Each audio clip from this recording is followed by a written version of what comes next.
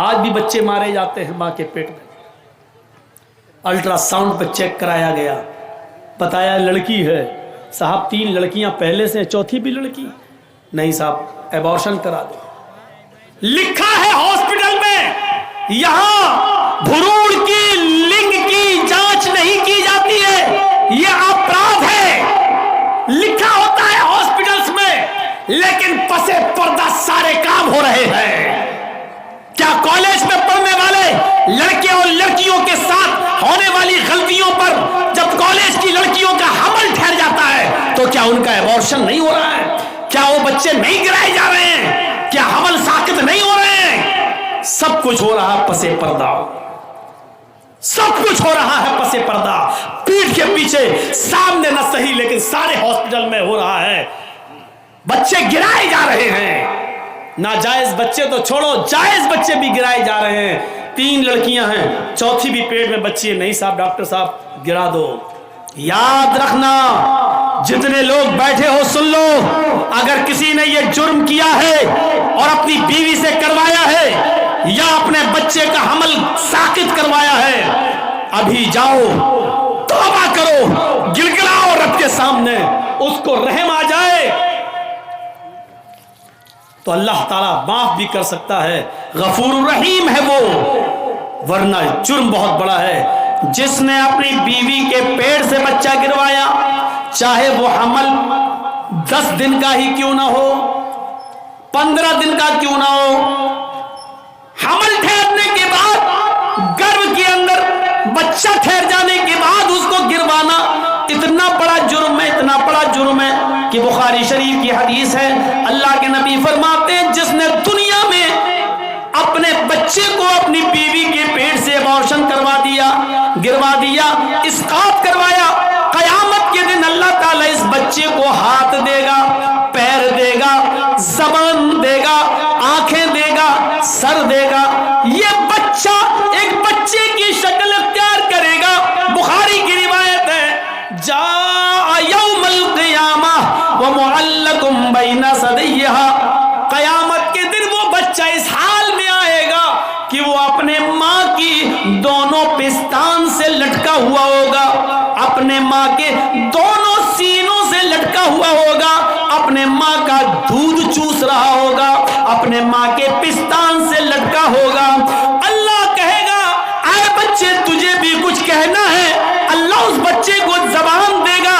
یقول, وہ بچہ اپنے ماں کی پستان چھوڑے گا, پھر اوپر دیکھے گا, کہے گا یقول یا ربی ہذہ امی قتلتنی, اللہ یہ میری ماں ہے جس کے پستان سے میں لٹکا ہوں, اللہ یہ میری ماں ہے جس کا میں دودھ پی رہا ہوں, اللہ یہ میری ماں ہے جس کے سینے سے آج میں لگا ہوں, اللہ یہ میری ماں ہے جس نے دنیا میں مجھے مار ڈالا تھا, اللہ یہ میری ماں ہے جس نے دنیا میں مجھے قتل کر دیا تھا, اللہ یہ میری ماں ہے جس نے دنیا میں مجھے جینے نہیں دیا, مجھے دنیا میں آنے نہیں دیا, اللہ یہ میری ماں ہے جس نے دنیا میں مجھے بھلا دیا تھا, میرا قتل کر دیا تھا, میرا مرڈر کر دیا تھا.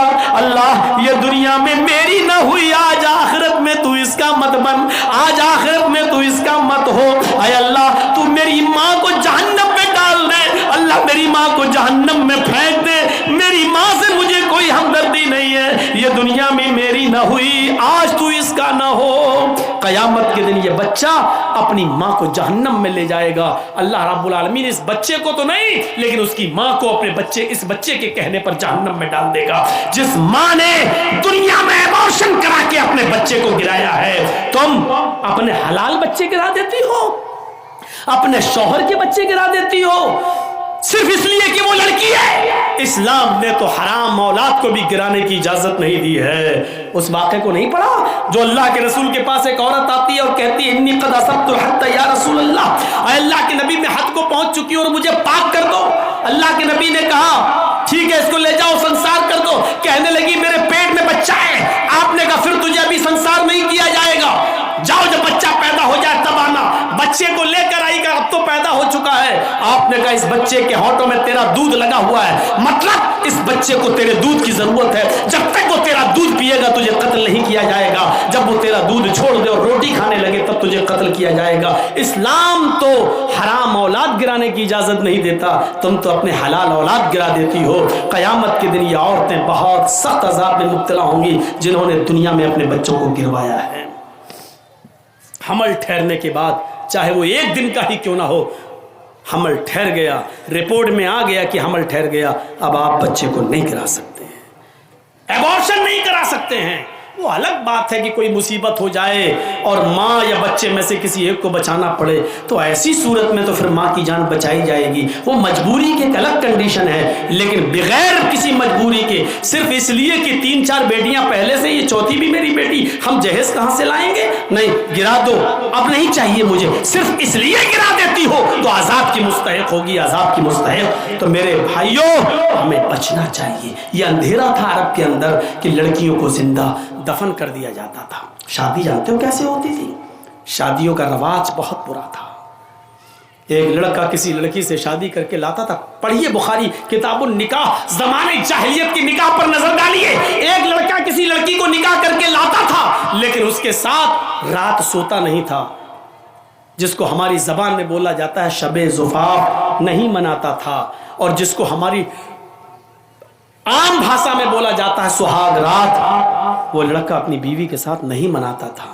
شادی کر کے لایا، ودا کر کے لایا، رخصتی کر کے لایا، گھر میں لایا، لیکن نہیں ملتا تھا، بلکہ وہ لڑکا، وہ پتی، وہ دولہا اپنی بیوی کو اپنے دوست کے حوالے کر دیتا تھا اور کہتا تھا کہ لو جاؤ تم اس کے ساتھ اور اس کی شرمگاہ حاصل کرو، یعنی اس کے ساتھ زنا کرو۔ اور جب اس کے دوست سے یہ بیوی حاملہ ہو جاتی تھی، یہ لڑکی حاملہ ہو جاتی تھی، تب پتہ چلتا تھا حاملہ ہو گئی، تب یہ اصلی پتی جاتا تھا اور اپنے دوست سے اپنی بیوی کو لے کر آتا تھا، اور ایسا اس لیے کیا جاتا تھا تاکہ بچہ نیک پیدا ہو۔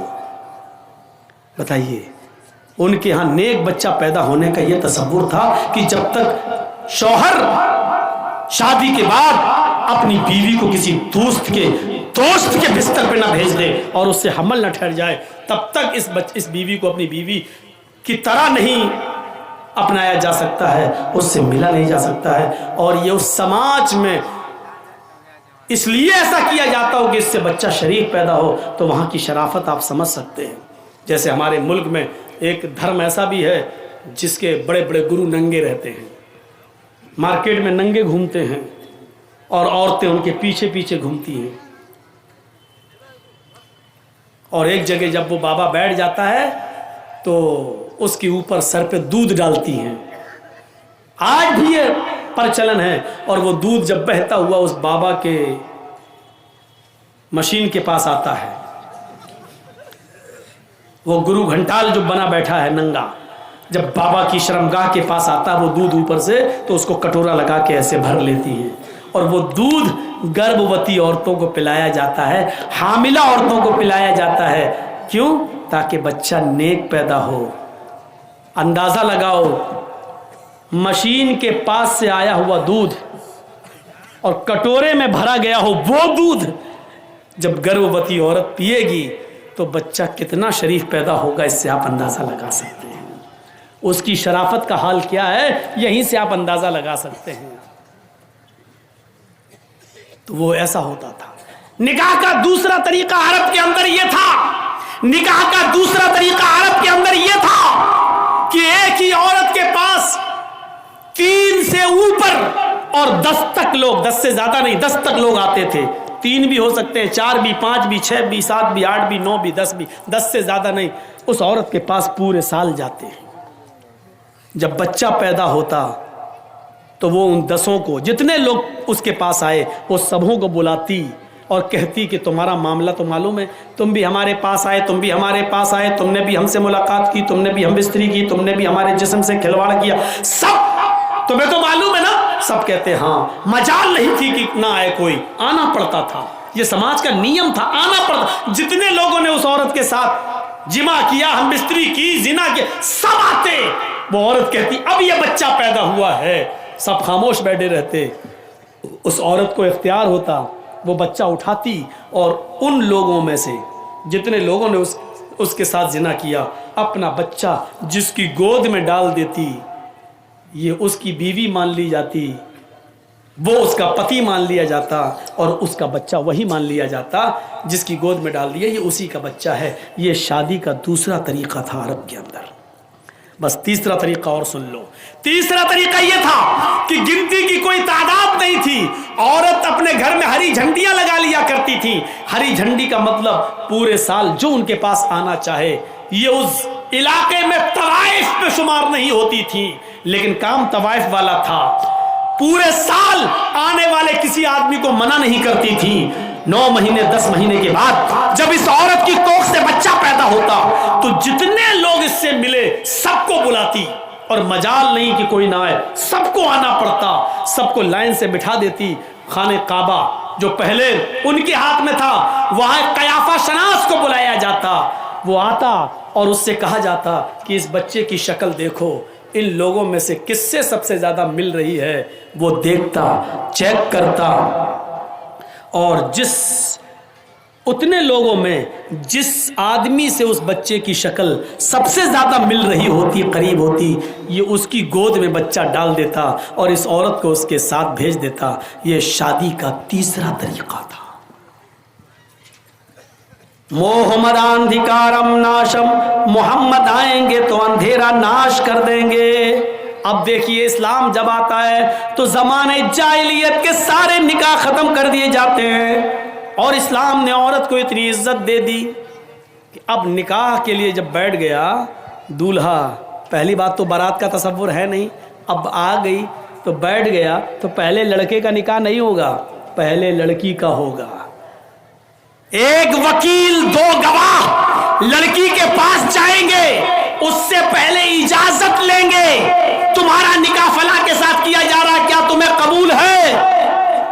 وہ دستخط کرے گی رجسٹر پر، اور اس کا دستخط ہی یہ مان لیا جائے گا کہ اس کی اجازت ہے۔ پھر اس کے بعد لڑکے کا نکاح۔ یہ اسلام نے عورت کو عزت دی ہے، زبردستی کوئی کسی لڑکی کے ساتھ نکاح نہیں کر سکتا ہے۔ کچھ جاہل لوگ ایسے ہوتے ہیں، لڑکی کا نکاح کرنے گئے تو وہاں کہتے ہیں ہاں بیٹا فلاں کے ساتھ تمہارا نکاح ہو رہا ہے، تم نے قبول کیا؟ وہ بیٹھی ہے بیچاری شرم کی وجہ سے، اور یہ زبردستی، ارے بولو بیٹا کیا؟ وہ شرما رہی ہے، اب بار بار کہلوا رہے ہیں بولو کیا؟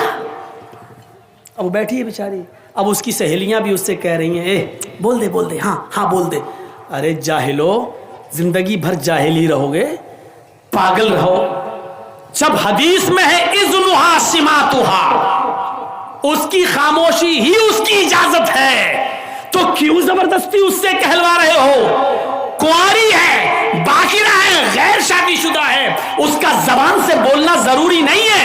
ایک بار آپ اس سے پوچھئے کہ فلاں فلاں کے ساتھ تمہارا نکاح کیا جا رہا ہے، کیا تم اس لڑکے کے ساتھ نکاح تمہیں قبول ہے؟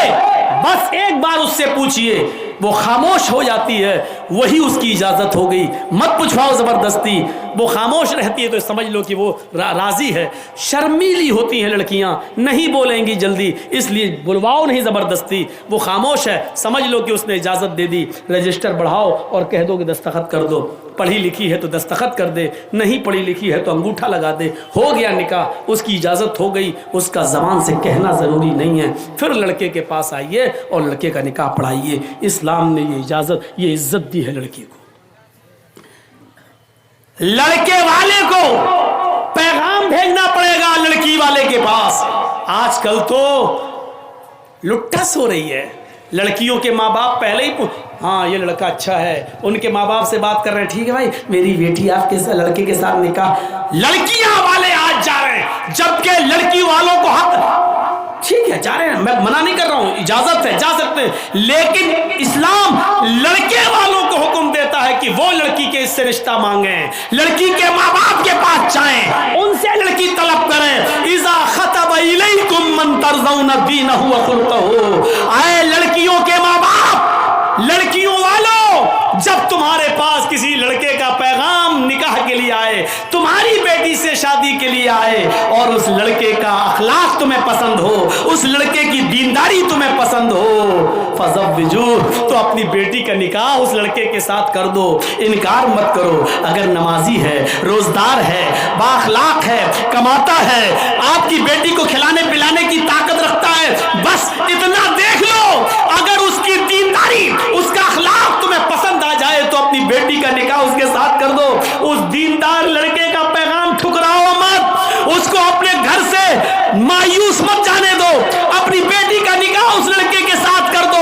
अगर दीनदार लड़के के साथ तुमने अपनी बेटी का निकाह नहीं किया, इल्लम तफअलूहु तकुन फितनतुन फिल अर्ज़ व फसादुन अरीज़, अगर नमाजी और दीनदार लड़के के आंखों से आंसू बह गए, उसका पैगाम तुमने ठुकरा दिया और लड़की का अपनी बेटी का निकाह उसके साथ नहीं किया और उसके रिश्ते को अगर भगा दिया या नहीं किया, तो जमीन में फितना फैल जाएगा। इल्लम तफअलूहु तकुन फितनतुन फिल अर्ज़, तो जमीन में फितना देखोगे, व फसादुन अरीज़, और लंबा चौड़ा फसाद। आज देख लो तलाकों की कितनी नौबतें हैं, क्योंकि हमने जेंटलमैन देखा है, हीरो देखा है, जमीन और जायदाद वाला देखा है, दीनदार नहीं देखा है। सुप्रीम कोर्ट का बयान है कि सबसे ज्यादा हमारे यहाँ तलाक के केस पेंडिंग में पड़े हुए हैं, तलाक के केस पेंडिंग में पड़े हुए हैं, और तलाक के केस 3 करोड़ की तादाद में हैं। तलाक के केस कितने हैं सुप्रीम कोर्ट में? सुप्रीम कोर्ट ने कहा 3 करोड़ तलाक के केस पेंडिंग में हैं, और इन 3 करोड़ तलाकों में 2 करोड़ से ज्यादा सिर्फ मुसलमानों के केस हैं, सिर्फ मुस्लिम औरतें और मुस्लिम मर्दों के केस हैं जो सुप्रीम कोर्ट में पेंडिंग पड़े हुए हैं। आप आइडिया लगा सकते हैं, मुसलमानों की तादाद तो हिंदुस्तान में इतनी ज्यादा नहीं है, सब मिलाकर 3 करोड़ तलाक के केस पेंडिंग में, और 3 करोड़ में 2 करोड़ से ज्यादा सिर्फ मुसलमानों के केस। इससे आप अंदाजा लगाइए कि मुसलमानों ने दीनदारी देखना शुरू नहीं किया है, दीनदारी को देखना छोड़ दिया है। चाहे लड़के वाले हों, लड़की में दीनदारी नहीं देख रहे हैं, लड़की वाले लड़कों में दीनदारी नहीं देख रहे हैं, इसलिए तलाकों पर नौबतें आ रही हैं, जो हमारे लिए बहुत बड़ा अलमिया है और दर्द सर है। यही तुम्हें ललकारती रहेगी। जब पेशाब करेगा, पूजा करेगा, हवन करेगा, होम भू भुर्व सब कुछ करेगा, लेकिन जब पेशाब करने जाएगा कहेगा कमबख्त तू ही मुझे शर्मिंदा कर रही है, यहीं से मैं मुसलमान नहीं, यहीं से मैं हिंदू नहीं हूँ, यहीं से मैं त्यागी नहीं हूँ, यहीं से मैं ये नहीं हूँ। ये चीज़ उसको ज़िंदगी भर लानत भेजती रहेगी। कहीं ना कहीं तो छाप अभी बाकी है। तो अब ज़िंदगी में जिसके दिमाग में जो घुसा होता है वही, तो यहाँ से बीच से मत उठिए।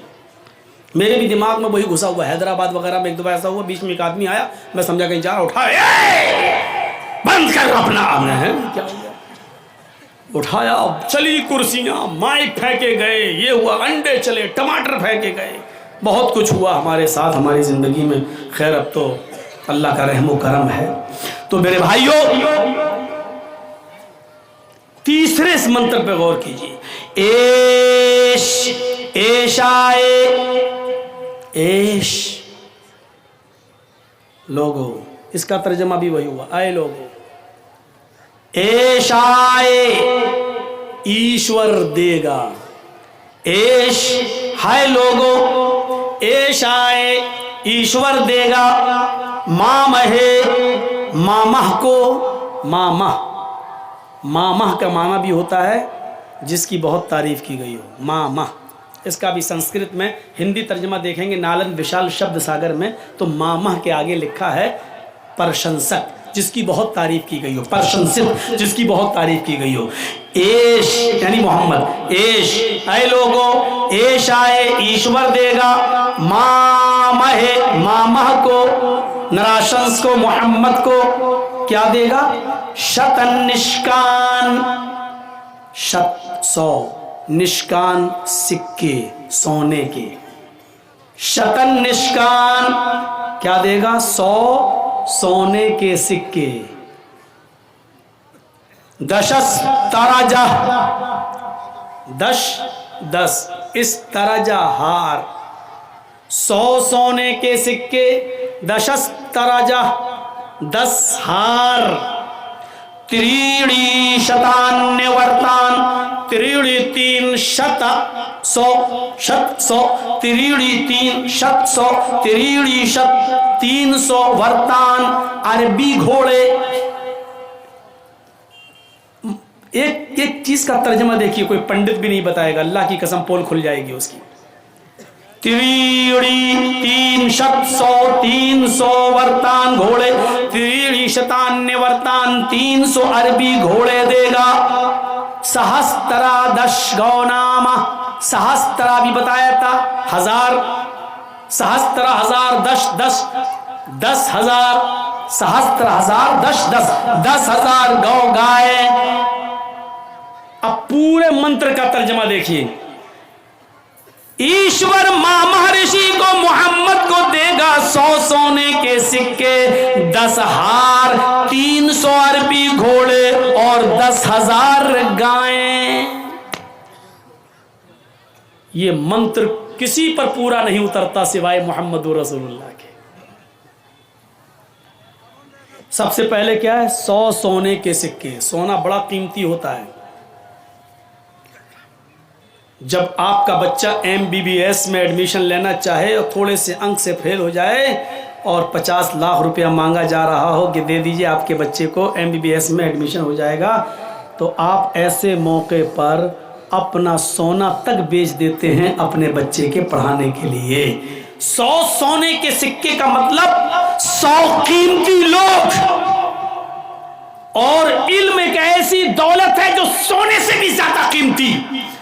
इल्म के हुसूल के लिए मां अपने बच्चों का सोना तक, अपने जेवर तक बेच देती है अपने बच्चों को पढ़ाने के लिए। तो मतलब क्या है? अल्लाह मोहम्मद को ऐसे 100 आदमी देगा जो सोने के सिक्कों की तरह कीमती होंगे, यानी इल्म हासिल करने वाले होंगे। मोहम्मद रसूलुल्लाह के उन 100 सहाबा की तरफ इशारा है जो मदीने के मस्जिद नबवी के बाहर एक चबूतरा बनाता और उस चबूतरे पर बैठकर वो इल्म हासिल किया करते थे। मेरे भाइयों, जिनको असहाबे सुफ़ा के नाम से याद किया जाता है, जो इल्म दीन हासिल किया करते थे, जो पढ़ा करते थे, उनकी तादाद 110, 11, 12, 116 के इर्द गिर्द थी। इसलिए अथर्ववेद के अंदर लगभग आया है कि ईश्वर मामा ऋषि को देगा लगभग 100 सोने के सिक्के। लगभग का मतलब ये होता है कि कुछ ज्यादा या कुछ कम। तो मेरे भाइयों, 100 सोने के सिक्कों से मुराद असहाबे सुफ़ा 100 वो सहाबा मुराद है जो नबी अकरम से इल्म हासिल किया करते थे और उन्होंने इल्म हासिल करने के लिए अपनी जमीन और जायदाद भी निछावर कर दी थी, अपने माँ बाप को भी कुर्बान कर दिया था, भाई ने भाई को छोड़ा था, भाई ने बहन को छोड़ा था, एक ने सबने रिश्तेदारों को छोड़ा, किसी ने जमीन छोड़ी, किसी ने जायदाद छोड़ी, लेकिन वो मोहम्मद रसूलुल्लाह से पढ़ने जरूर आया करते थे। ये तादाद उनकी इसी 100 के इर्द गिर्द घूमती है। शतन निष्कान अल्लाह मामा को देगा 100 सोने के सिक्के, 10 तरजा, 10 हार औरतें गले में पहनती हैं। और आपने देखा होगा कि लॉकेट पर, हार पे जो इतना सा लॉकेट होता है नीचे, जो उस पर औरतें प्यार में नाम लिख लेती हैं और अपने पति के नाम का पहला अक्षर, जैसे किसी का नाम जमील है तो जे बना लिया, किसी का नाम करीम है तो के बना लिया, किसी का नाम आसिफ है तो ए बना लिया, और उसको पहने हुए गले में लटका लेती हैं। यानी मेरा पति मेरे दिल के करीब है। आजकल तो खुराफाती लड़कियां भी यही सब कर रही हैं, अपने आशिकों का नाम लटका लिया, और लड़के भी कर रहे हैं। लड़के कुछ ज़्यादा ही दीवाने हैं, वो अपनी माशूकाओं का नाम यहाँ लिखवाते हैं, खंजर चलवाते हैं, गुदवाते हैं, ऐसा लिखवाते हैं कि वो कभी ना मिटे। यहाँ लिखवा, ये जुनून और पागलपन है। शेख अब्दुल्ला इब्न बास का फतवा अगर आप उठाएंगे तो आप पढ़ेंगे जिन्होंने अपने जिस्म को गुदवाया है, गुदवाया, अपने जिस्म पर लिखवाया है खंजर से, उससे जो मिटता नहीं है। ऐसा आदमी अगर मर जाए तो उन्होंने फतवा दिया है कि ऐसे आदमी की नमाज जनाजा जायज़ नहीं है और ऐसे आदमी को मुसलमानों के कब्रिस्तान में दफन नहीं किया जाना चाहिए। इतना सख्त फतवा दिया ऐसे शख्स के बारे में। हम सोचते ही नहीं है कि हम क्या कर देते हैं, नाम गुदवा रहे हैं। तो हार चुके दिल के बहुत करीब होता है, तो अल्लाह मोहम्मद को 10 हार देगा, मतलब ऐसे 10 सहाबा देगा जो मोहम्मदुर रसूलुल्लाह के दिल के बहुत करीब होंगे, जो नबी को बहुत महबूब होंगे, बहुत प्यारे होंगे। ईमानदारी के साथ बताइए, क्या ऐसे 10 सहाबा नबी के पास थे या नहीं?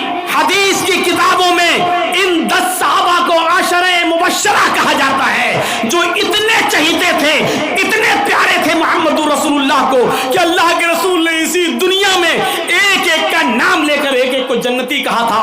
आए अबू बकर तुम जन्नती,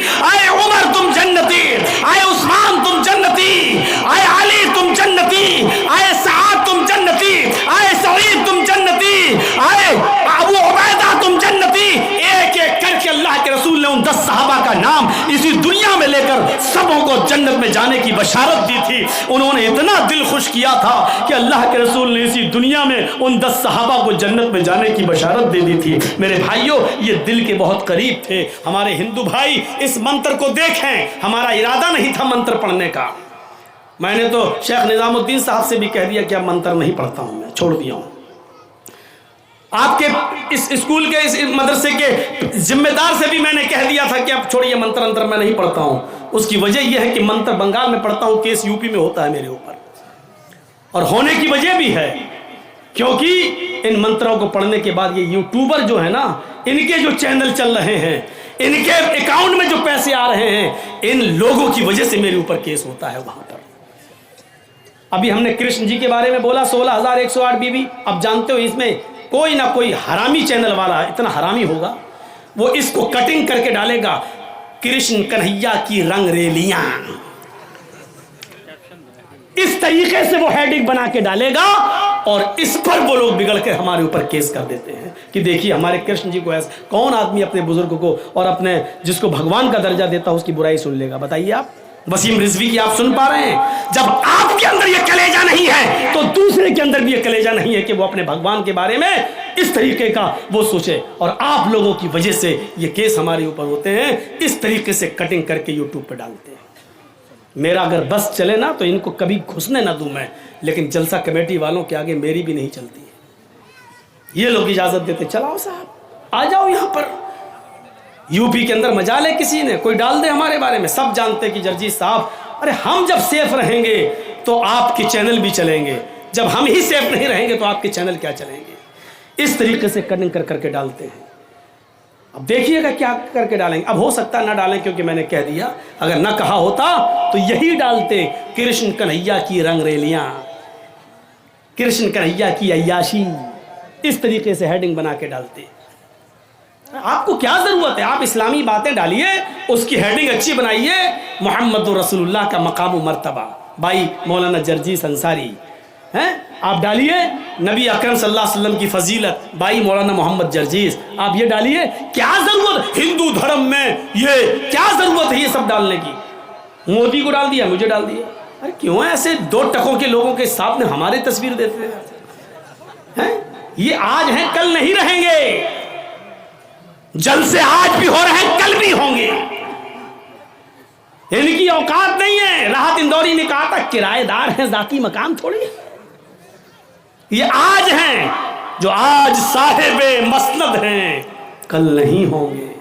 किराएदार हैं, जाती मकान थोड़ी है। और 100 साल के बाद हम जिंदा नहीं रहेंगे। लेकिन देखिएगा जिस तरीके से हिटलर को लिखा गया जालिम, हज्जाज इब्न यूसुफ को लिखा गया जालिम, 100 साल के बाद कोई मुअर्रिख इस देश के चौकीदार को भी जालिम लिखेगा, हज्जाज इब्न यूसुफ जैसा लिखेगा, हिटलर लिखेगा। लेकिन अफसोस ये है कि ये पढ़ने वाले उस वक्त हम नहीं होंगे, हमारी औलादें पढ़ेंगी। कहो इंशाअल्लाह। हुकूमत और सल्तनत, अब देखिएगा, अब इसको भी काट के छांटेंगे। मौलाना ने मोदी को कहा है हिटलर, अब बीजेपी वाले उधर केस कर देंगे। तो इसलिए हमने मंत्रों को पढ़ना छोड़ दिया है, अपने आप को भी बचाना ज़रूरी है। लेकिन पता नहीं क्यों आज स्टेज पे बैठते ही मन में आ गया, पढ़ना लगा। मैं ये मौजू ही नहीं सोचा था, मैं सोच के कुछ और आया था, लेकिन अब निकल गया ये। तो मेरे भाइयों, आप मुझे भी बचाइए, आपका भी चैनल चलेगा, और लोगों को परेशान मत कीजिए, नीचे लगाइए ताकि देखने वालों को दिक्कत ना हो।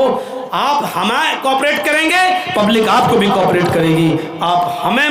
आप जब नज़रअंदाज करेंगे तो हमें भी गुस्सा आएगा, फिर हम लगने नहीं देंगे। और जाहिर है हम खड़े हो जाएं, जब तक ये नहीं हटेगा हम नहीं बोलेंगे। कमेटी वालों को हटाना पड़ेगा, पब्लिक की गाली कौन सुनेगा? तो हमें भी ऐसा करने पर आप मजबूर मत कीजिए। उम्मीद है कि इंशाअल्लाह इसका ख्याल रखा जाएगा। तो मेरे प्यारे साथियों सुनिए, 10 राजा, 100 सोने के सिक्के, 10 हार। हार से मुराद क्या है? समझ लिया? सहाबा, अशरे मुबश्शरा। त्रिणी शतान्य वर्तान, 300 घोड़े। कौन जानता है मोहम्मद रसूलुल्लाह के पास 300 घोड़े नहीं थे, हकीकत में नहीं थे। लेकिन घोड़ों से मुराद घोड़े नहीं है, घोड़ों से मुराद घुड़सवार, ऐसे जवान, ایسے بہادر جو محمد رسول اللہ کے ایک اشارے پر اپنی جان قربان کر دیں، یہ مراد ہے۔ اور یاد کرو جب 1000 کا لشکر کافروں کا سامنے کھڑا ہے اور ادھر 313 جنگ بدر میں لڑنے والے وہ بیچارے صحابہ، ہائے ہائے ہائے، ان کے پاس تیر ہے، تلوار ہے، ڈھال ہے، گھوڑے ہیں، نیزے ہیں، اور لڑنے والے سب جوان۔ محمد کے سپاہیوں پہ نظر ڈالو، بوڑھا بھی ہے، جوان بھی ہے، کچھ چھوٹے بھی ہیں۔ جب سب کو گنا گیا تو 313، ادھر سب کچھ ہے، ادھر ایک ایک پورے جنگ بدر میں صحابہ کی زندگی پر نظر ڈالیں تو 313 صحابہ کے پاس صرف 2 گھوڑے، ایک کے پاس ایک بھی نہیں، ایک کے پاس 2 4 5 لوگوں کے پاس بھی ایک نہیں، صرف 2 گھوڑے۔ کسی صحابی کے پاس تیر ہے لیکن چھوڑنے کے لیے کمان نہیں ہے، تلوار ہے کسی کے پاس تو دشمن کی تلوار سے بچنے کے لیے ڈھال نہیں، کسی کے پاس گھوڑا ہے تو گھوڑے کو چلانے کے لیے لگام نہیں، اس پہ چڑھنے کے لیے زین نہیں۔ ایسی بے بسی، ایسی مایوسی، ایسی پریشان کن حالت، لیکن نبی نے کہا کہ لڑنا ہے تو 313 صحابہ ان 1000 کا مقابلہ کرنے کے لیے چلے گئے۔ یہ 313 سے مراد، یہ 300 عربی گھوڑوں سے مراد وہ 300۔ آپ لوگ سب بیٹھے رہیے گا، اٹھیے گا نہیں، آپ جلدی سے چلوائیے تو۔ میں کہہ رہا ہوں بیٹھیے تو یہ اٹھ کے جا رہا ہے، دیکھیے اس کو لگتا ہے سگریٹ پینا ہے کیا۔ اٹھیں گے تو ڈسٹرب ہو جائے گا، تھوڑا سا بیٹھیے، 1-2 منتر اور پڑھیں گے ہم۔ ہاں ہو رہا ہے، لائٹ جل رہی، ہمیں آپ دکھائی دے رہے ہیں، آپ بس سنتے رہیے۔ تو میرے بھائیوں، کیا تھا ان کے پاس؟ ایمان۔ ایسے جانثار صحابہ نبی کے، یقین مانیے، نہ 1000 دیکھا، نہ تلواریں دیکھی، نہ نیزے دیکھے، دیکھا تو کیا دیکھا؟ محمد رسول اللہ کا حکم ہے، لڑنا ہے، چلے گئے اور اپنی جان کو جوخم میں ڈال دیا۔ کون کہتا ہے کہ جنگیں توپوں سے ہوتی ہیں؟ کون کہتا ہے کہ جنگیں ہتھیاروں سے ہوتی ہیں؟ کون کہتا ہے کہ جنگیں آج کل کے آدھونک اڑو اور اسٹر شستر سے ہوتی ہے؟ نہیں، جنگیں حوصلوں سے ہوتی ہیں، جنگیں ایمانی طاقت سے ہوتی ہیں۔ دیکھ لیجئے جن کے پاس سب کچھ تھا، ہتھیار، تیر، تلوار، سب کچھ، لیکن وہ 313 صحابہ کا مقابلہ نہیں کر سکے۔ 70 کافر مارے گئے اور 70 ہی قید کر دیے گئے، قید کر کے لائے گئے۔ اتنی دیر تو نہیں لگانا چاہیے جنریٹر والے کو بھائی۔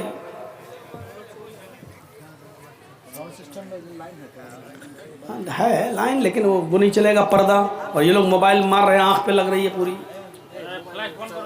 نہیں فلائٹ، ہاں چلیے ٹھیک۔ تو حوصلوں سے لڑائیاں ہوتی ہیں اور جنگیں ہوتی ہیں۔ تو اللہ محمد کو کیا دے گا؟ 300 عربی گھوڑے، یعنی 313 جنگ بدر میں لڑنے والے صحابہ۔ آخری چیز اس منتر کی، سہسترا دشگونامہ 10,000 گائیں دے گا۔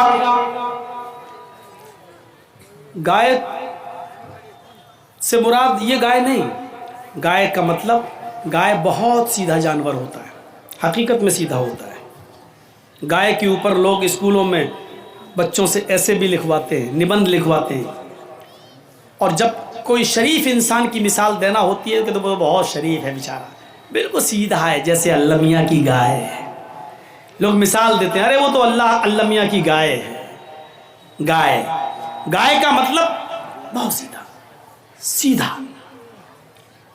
اللہ محمد کو ماما کو 10,000 گائیں دے گا، مطلب اتنے سیدھے لوگ دے گا کہ جو محمد رسول اللہ کتنے آگیاکاری ہوں گے، کہ نبی اگر ایک حکم دے دیں گے تو وہ مان لیں گے۔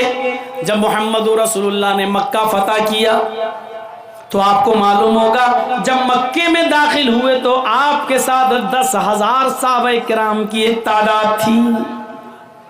10,000 صحابہ کرام مکے کے اندر داخل ہوتے ہیں۔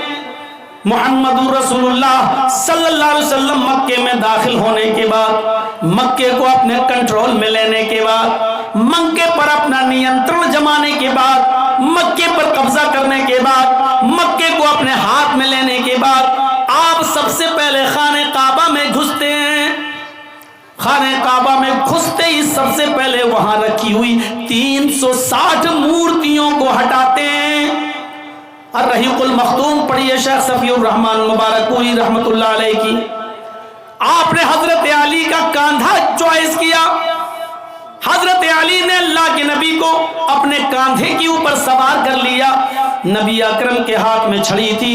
اللہ کے نبی خانہ کعبہ میں گھس جاتے ہیں اور جہاں 360 بت رکھے ہوئے تھے وہاں سے ایک ایک بت کو ہٹاتے جاتے، ایک ایک بت کو چھڑی سے مارتے جاتے، وہ بت زمین پر گرتا جاتا، ٹوٹتا جاتا، ایک ایک بت کو گراتے جاتے اور یہ کہتے جاتے جاء الحق وزہق الباطل ان الباطل کان زہوقا۔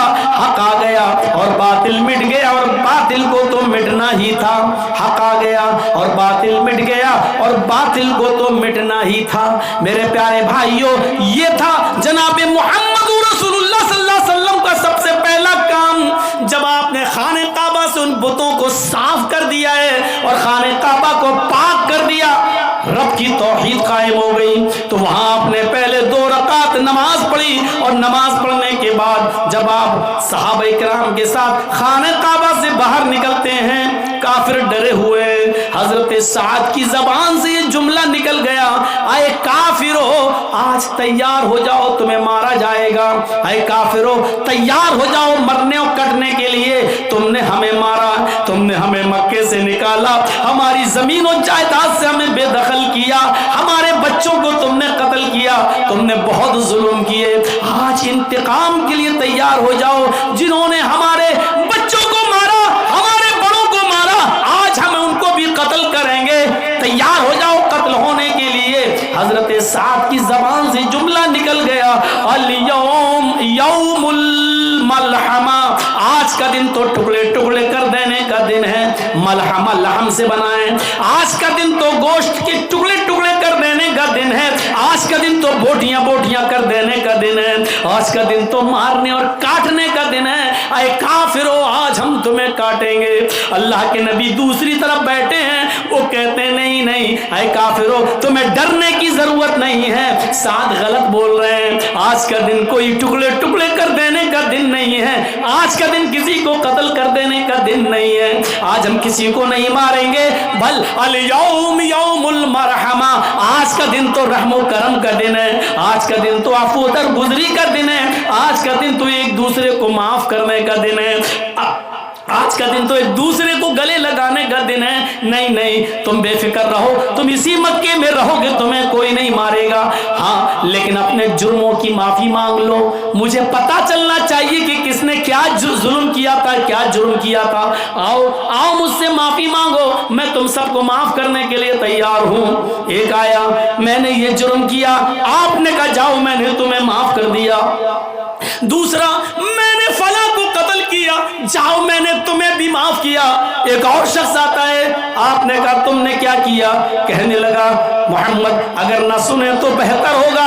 نہیں نہیں مجھے بتاؤ، آج میں سننا چاہتا ہوں۔ کہا اے اللہ کے نبی، آپ کی بیٹی زینب اونٹنی پر سوار تھی، ان کے پیٹ میں حمل تھا، آپ مدینے میں تھے اور آپ کے داماد علی آپ کی بیٹی کو مدینے کی طرف لے کر جا رہے تھے، بیٹی زینب کے پیٹ میں بچہ تھا، میں نے تیر اونٹنی کو مار کر زخمی کرنا چاہا، لیکن غلطی سے وہ تیر زینب کے پیٹ میں لگ گیا تھا، زینب کا پیٹ پھٹ گیا تھا، اس کے پیٹ کا بچہ زمین پر گر گیا تھا، اور اسی حال میں علی اپنی سالی کو، آپ کی بیٹی زینب کو مدینے لائے۔ پیٹ کا بچہ ضائع ہو چکا تھا۔ جب زینب کو ہوش آیا اور اس کو پتا چلا کہ میرے پیٹ کا بچہ نہ رہا، تو آپ کی بیٹی زینب اس صدمے کو برداشت نہ کر سکی، ان کا انتقال ہو گیا۔ اے اللہ کے نبی، میں آپ کی بیٹی زینب کا قاتل ہوں۔ اللہ کے نبی کی آنکھوں میں آنسو آ گئے۔ فرمایا ہبار، میری بیٹی کی یاد دلا دیا آج تو نے۔ میں نے ہی اپنے ان ہاتھوں میں اپنی بیٹی کو دم توڑتے ہوئے دیکھا ہے۔ میں نے ان ہاتھوں میں اپنی بیٹی کو لیا اور اس کی آخری سانسیں اسی حال میں نکلی کہ اس کو صدمہ تھا کہ میرے پیٹ کا بچہ ضائع ہو گیا۔ لیکن اے ہبار، میں وعدہ کر چکا ہوں کہ کسی سے کوئی بدلہ نہیں لیا جائے گا۔ او میری بیٹی کے قاتل، او میری بیٹی زینب کے قاتل، جا اے ہبار، جا جا ہبار، میں نے تجھ کو بھی معاف کر دیا۔ اے ہبار، میں نے تیرا خون بھی بخش دیا۔ اے ہبار، جا میری آنکھوں کے سامنے سے ہٹ جا، میں نے تجھے بھی چھوڑ دیا۔ اسی محفل میں معافی مانگنے والی ایک عورت آتی ہے، نام ہے اس کا ہندا۔ کہتی ہے اللہ کے نبی آپ تو مجھے جانتے ہی ہیں۔ آپ نے کہا تم ہندا ہو؟ ہاں۔ اے ہندا، تیرا جرم تو بہت بڑا ہے۔ میرے چچا حمزہ کا تو نے پیٹ پھاڑا، میرے چچا حمزہ کے قتل کے بعد تو نے اس کی ناک کاٹی، تو نے اس کا کان کاٹا، تو نے میرے چچا حمزہ کی زبان کاٹی، اور ان تینوں میں دھاگا ڈال کر تو نے اس کا ہار بنا کر اپنے گلے میں پہنا۔ میری چچا کی لاش کا تو نے مسئلہ کیا ہے۔ تو نے میرے چچا حمزہ کی زبان کاٹی، ناک کاٹی، کان کاٹا، اور اس کا ہار بنا کر اپنے گلے میں پہنا۔ اس پر بھی تیرا کلیجہ ٹھنڈا نہ ہوا تو نے میرے چچا کا پیٹ پھاڑا، پیٹ سے کلیجہ نکالا، اس کلیجے کو کاٹا اور اپنے دانتوں سے نوچا، اور اس کلیجے کو تو نے دانتوں سے چبایا۔ جب تیرے دل نے اس کو حلق کے اندر، پیٹ کے اندر لے جانا گوارا نہ کیا، تو اپنے دانتوں سے کچا چبا کر تو نے زمین کے اوپر تھوک دیا۔ اے ہندا، تو نے میرے چچا کے ساتھ اتنا بھیانک اور خطرناک سلوک کیا، لیکن میں آج تجھ سے بھی بدلہ نہ لوں گا۔ اے ہندا، جا، میں نے تجھے بھی معاف کر دیا۔ اے ہندا، لیکن ایک گزارش ہے، میرے سامنے مت آنا، میں بھی انسان ہوں، میرے پاس بھی دل ہے۔ جب تو میرے سامنے آئے گی تو مجھے اپنے چچا کی لاش یاد آ جائے گی۔ جب تو میرے سامنے آئے گی تو مجھے اپنے چچا کا یہ مسئلہ کیا ہوا، یہ بگڑا ہوا، اور ان کی لاش کے ساتھ یہ سلوک جو تو نے کیا وہ میرے سامنے آ جائے گا۔ اے ہندا، آئندہ میرے نظروں کے سامنے مت آنا۔ اے ہندا، جب تو میری آنکھوں کے سامنے آئے گی تو مجھے میرے چچا کی یاد آ جائے گی۔ یہ کہہ کر آپ نے ہندا کو بھی معاف کر دیا۔ یہ الگ بات ہے کہ ہندا بعد میں اسلام لے آتی ہے۔ میرے پیارے ساتھیوں، آپ نے ایک ایک کر کے سب کو معاف کر دیا۔ جب اللہ کے نبی یہ کہہ رہے تھے کہ آج میں کسی